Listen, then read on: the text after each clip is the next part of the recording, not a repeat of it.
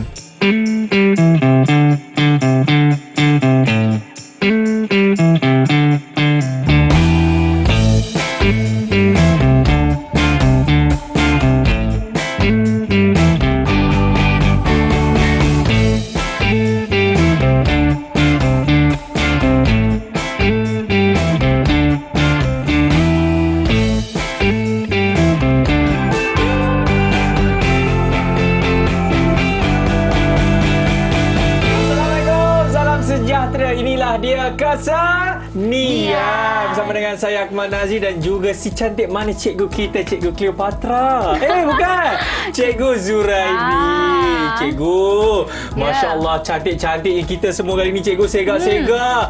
Ada yang seperti Princess Jasmine. Betul. Ada seperti yang Jafar. Seperti Jafar.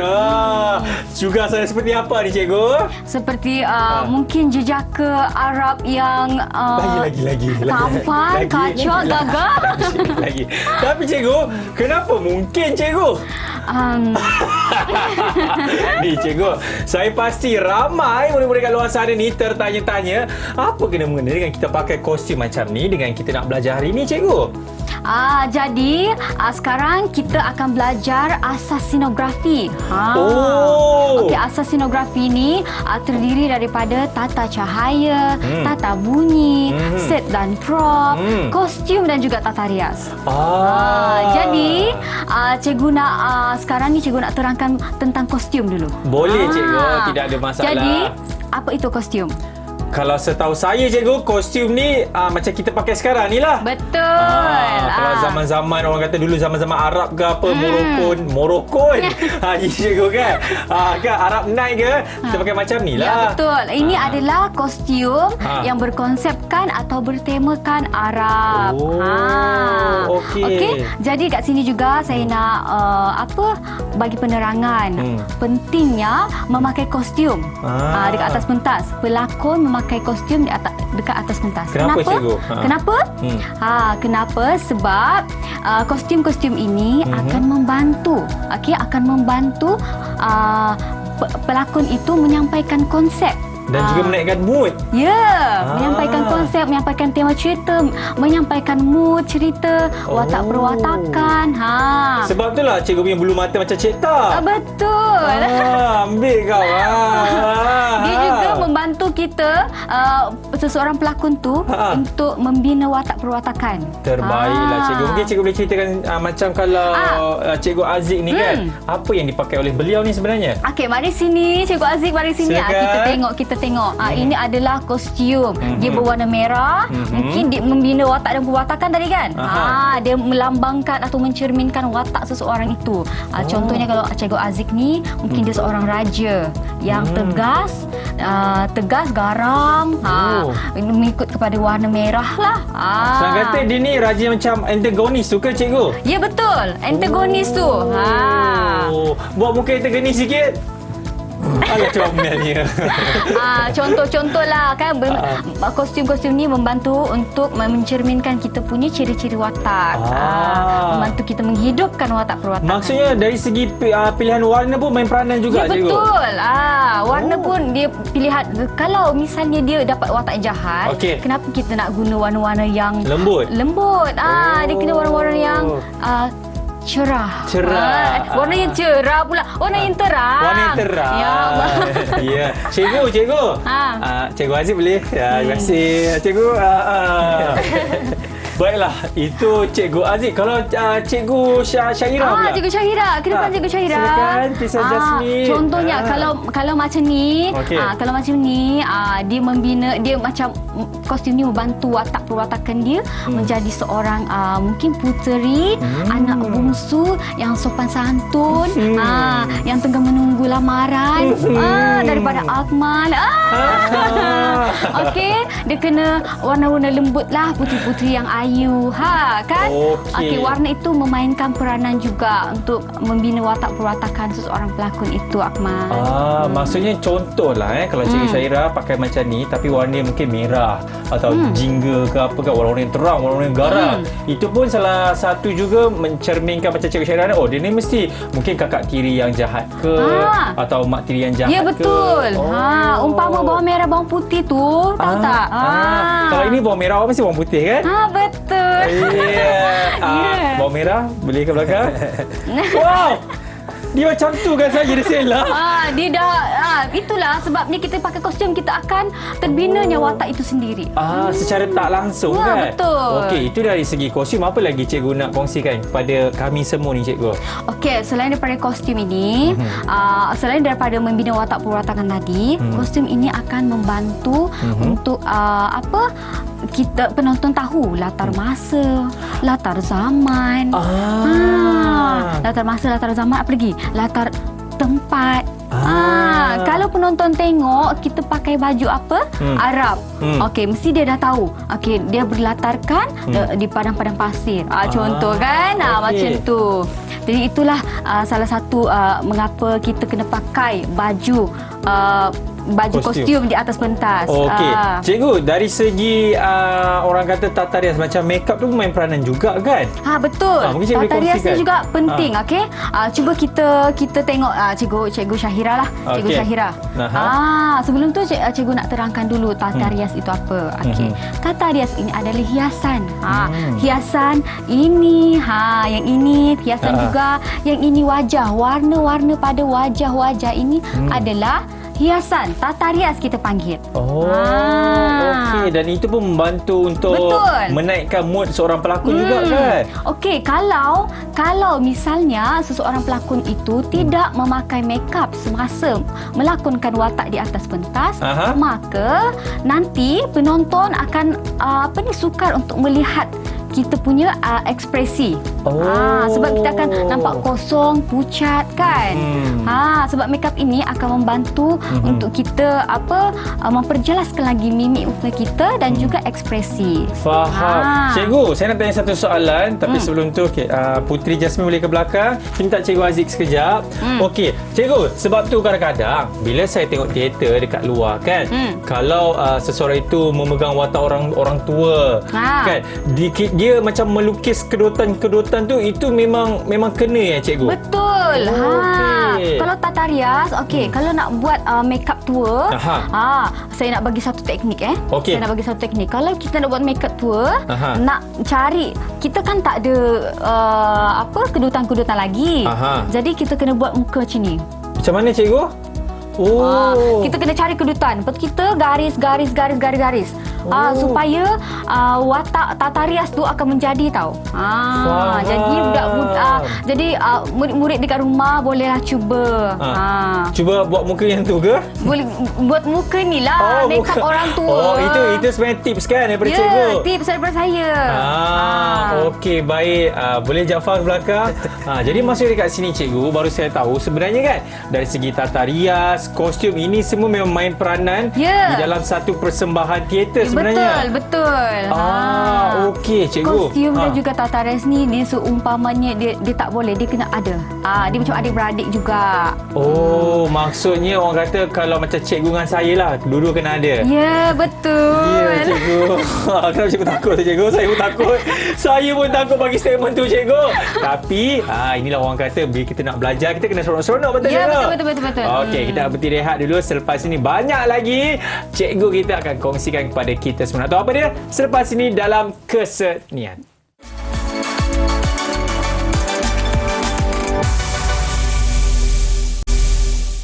Ya, masih lagi menyaksikan Kesenian bersama dengan saya Akmal Nazri dan juga cikgu cantik kita, Cikgu Zu. Cikgu, apa? Kenapa ni cikgu? Apa? Mes ni saya touch up sikit cikgu. Cikgu kan kita belajar tata rias. Ya, tapi ini tidak sesuai. Cikgu, ini kan makeup. Kita kena guna bahan-bahan yang selamat. Ini tak boleh cikgu. Tak boleh. Okey, ni saya simpanlah cikgu. Simpan dulu. Sekejap ni cikgu, saya nak tanyalah cikgu. Atas meja ni ada apa sebenarnya kita nak panggil ni cikgu? Ini adalah set dan prop. Okey. Jadi dekat sini sebelum cikgu menerangkan asas scenografi set dan prop, cikgu akan tunjuk dululah. Kita tunjuk dulu jenis-jenis pentas. Okey Akmal, ini adalah contoh pentas proscenium. Tengok ni. Oh, ini cikgu Ya, ini adalah contoh pentas proscenium. Dia seperti berbentuk frame seperti bentuk frame. Dia punya penonton akan dekat depan saja. Okey. Dia tak ada dekat tepi-tepi ni. Ini yang macam ada dekat pentas Istana Budaya? Betul. Dia macam selalu teater-teater bangsawan akan guna pentas proscenium inilah. Okey, faham. Yang kedua? Ini adalah pentas tras. Tras. Pentas tras ni di mana kalau kita kalau kita tengok peragaan baju model-model, dia akan guna pentas inilah. Macam catwalk tu cikgu? Ya, betul. Dia ada dia punya penonton akan ada dekat kanan, kiri, dekat depan. Yang kita buat fashion show tadi lah cikgu kan? Ya betul. Itu ya. Okay. Jadi kita pergi kepada pentas yang ketiga. Pentas yang ketiga adalah pentas arena. Ini pentas arena cikgu? Ya, ini pentas arena ya. Selalunya dia berbentuk bulat. Boleh juga berbentuk beginilah. Maksudnya arena ni di keseluruhan, maksudnya pentas ada dekat tengah dan penonton akan berada di sekeliling pentas itu. Ini macam yang dekat Coliseum tu cikgu? Ya, contoh dia lagi satu, ni stadium bola. Dia umpama macam tu pentas arena Akmal. Okey. Tapi kan cikgu, saya nak tahu penting ke kalau kita kaji set dan prop semua ni cikgu? Betul. Ya, betul, penting. Cikgu, penting. Nak betul ke tak penting bila satu cikgu? Penting. Penting. Okey, sebelum kita mereka set dan prop, seorang mereka set itu dia perlu mencari bahan. Dia perlu mencari kajian dulu Akmal. Sebelum dia melakar set-set tersebut. Okey. Jadi bagaimana mereka set itu mendapatkan idea? Dengan cara contoh. Cikgu bagi contoh saya bagi contoh. Contoh pengarah nak dekat set itu ada kedai makan. Jadi awak sebagai pereka set, awak akan pergi pelbagai jenis kedai makan Akmal. Pelbagai jenis kedai makan untuk mencari bahan dan mencari idea. Buat research. Untuk jadi rujukan. Contohlah awak pergi kedai makan Mak Esa. Kedai makan Pak Leman. Tanah Mak Esa. Mak Esa, okey, sedap kat situ. Tak sedap. Lepas tu, okey, jadi tak kisahlah berapa bahan yang awak perlukan. 1, 2, 3, 4, 10. 20 mungkin. Jadi, bila dah terkumpul semua tu Akmal, bila dah kumpul ambil gambar kan, pergi makan kat situ, tengok semua sekeliling. Jadi bila balik dah kumpul dah semua, barulah seorang pereka set itu akan melakar lakaran awal. Ini macam apa tau cikgu? Kalau setahu saya kan, kalau macam dalam industri drama ke filem, dia ada satu bahagian dipanggil apa? Art department tu kan? Yang mana dia kena buat set juga, kena buat research. Yang itulah kan sama juga cikgu? Ya, betul. Tapi ini tugas dia mereka set. Dia mereka set pentas itu. Okey. Jadi rekan awal ini di mana dia melukis. Dia melukis. Bagaimana dia melukis? Rekan awal dia akan tengok ke semua bahan yang dikumpul, semua bahan yang dia kumpul, dan setelah itu dia akan lukis. Contohlah Mak Esah tadi pilihan Akmal kan? Mak Esah pilihan Akmal tadi. Meja makan Mak Esah ni sesuai. Jadi lakar tak sesuai lah pula kedudukan kedai makan. Jadi dia pergi kepada Pak Leman punya kedai makan. Pak Leman ni sesuai lah. Jadi ambil lukis. Jadi kesemua itu dia akan tengok sampailah menjadi satu bentuk set yang pengarah nak mengikut apa konsep dan tema penceritaan. Maksudnya dekat sini cikgu menjadi seorang sinematografi. Sinografi itu lain kan cikgu? Menjadi seorang sinografi. Mereka sinografi set dan prop. Ini pun bukan satu perkara yang mudah kan cikgu? Memang susah.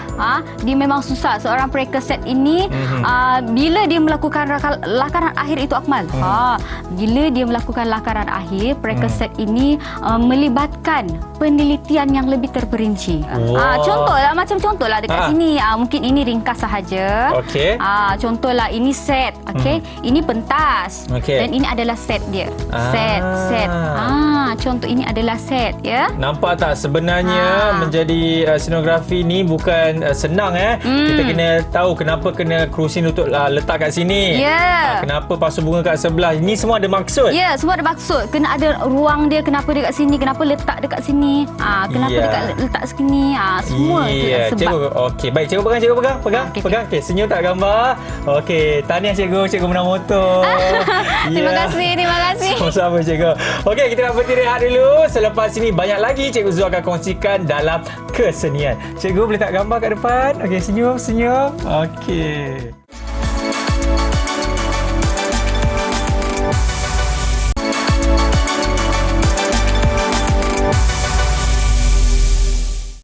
Gluk. Alhamdulillah masih lagi menyaksikan Kesenian. Wah, cikgu cepat minum. Cikgu, saya nak tanya ni tiba-tiba ada polistrin besar macam ni. Lepas tu ada bunga, ada cat semua ni. Apa pula kita nak belajar kali ini, cikgu? Ini adalah elemen scenografi. Aplikasi elemen scenografi dalam pementasan.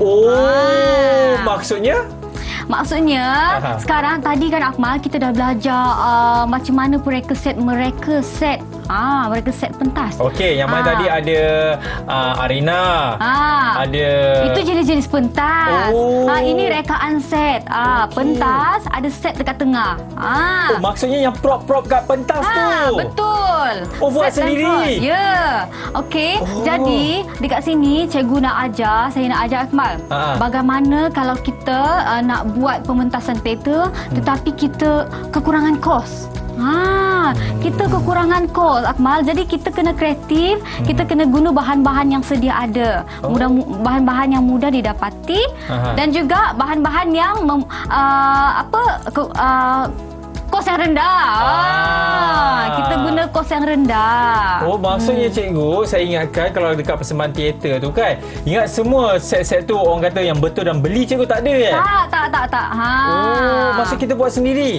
Contohnya macam labu sayung ni. Ya, betul. Labu sayung cikgu? Bukanlah cikgu. Ini palsu lah. Ya Allah, terikut-ikut pula kan. Ya cikgu, yang itu pun betul ke tipu? Kita ini tak betul. Maaf, ini tak betul. Ya cikgu. Ini tak betul Baik cikgu. Jadi saya pasti Cikgu Aziz dan juga Cikgu Saira akan tunjukkanlah kan. Sambil-sambil dia tunjukkan, cikgu boleh ceritakanlah apa yang mereka tengah lakukan semua ni kan cikgu. Silakan. Jadi ini adalah bagaimana kalau kita tak dapat beli barang-barang mahal ni nak buat set ni. Jadi kita gunalah bahan-bahan yang sedia ada. Seperti contohnya sekarang kita nak buat pasu bunga tau. Pasu bunga. Kita hanya membentuk dengan menggunakan apa nama dia Aziz? Gabus punya kata. Gabus, pemotong gabus. Pemotong gabus. Jadi kita sebenarnya boleh juga guna gergaji, boleh guna pisau. Tapi murid-murid di luar sana kalau nak buat nak buat benda ini, scenografi, set dan prop ini kena ada pengawalan daripada kedua ibu bapa. Tahu? Kenapa, sebab cikgu? dia kalau kita guna gergaji atau kita guna pemotong gabus ni, dia panas tau, Akmal. Dia panas. Faham. Ada bateri cikgu lah. Ya, betul. Dia panas. Okey, mungkin Cikgu Aziz, ni ramai sebenarnya tak tahu tau. Sebenarnya pemotong gabus ni dia bukan macam gunting. Tak. Dia benda tu panas yang mana ada elektrik. Mungkin Cikgu Aziz boleh tunjuk dekat bahagian bateri tu. Bahagian bateri. Nampak guys? Dia ada bateri dekat situ. Okey. Jadi murid-murid dekat luar sana kalau nak buat kena ada pengawasan daripada kedua ibu bapa atau cikgu-cikgu. Sebab nanti kita kena nak menghindari daripada berlakunya kemalangan, kecederaan. Cikgu nak tanya. Apa? Macam cat tu bukan cat air biasa kan? Bukan. Kita sebenarnya boleh guna spray juga. Paling senang kita guna spray je, Akmal. Kalau ini jenis cat apa yang Cikgu Syahira gunakan? Ini cat seperti pelakar. Pelakar. Pelakar. Bukan seperti pelakar-pelakar cikgu kan? Pelakar cikgu ni. Ya, cikgu ni makin lama makin kelakar. Biasalah puasa-puasa ni kan. Ya, cikgu. Okay, jadi kita akan tengoklah bagaimana hasil dia.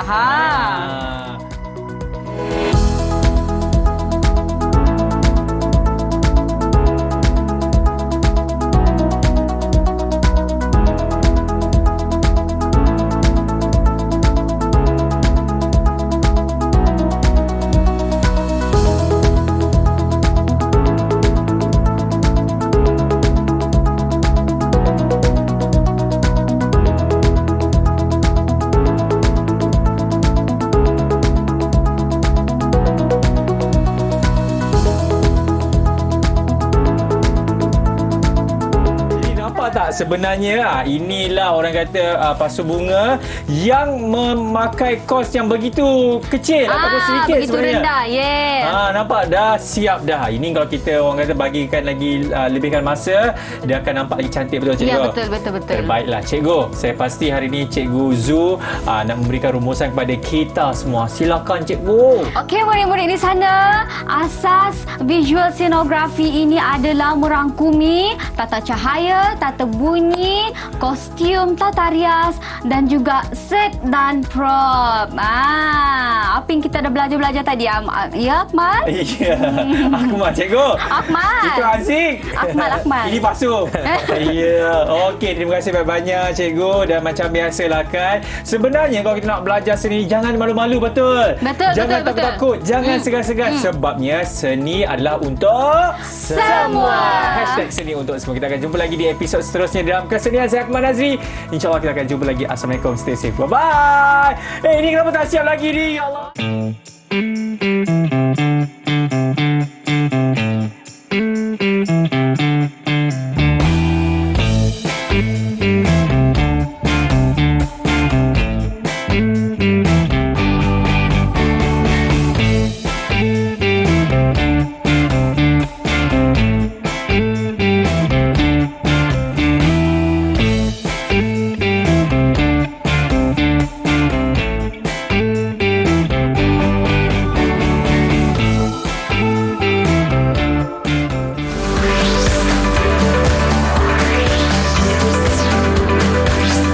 Didik TV KP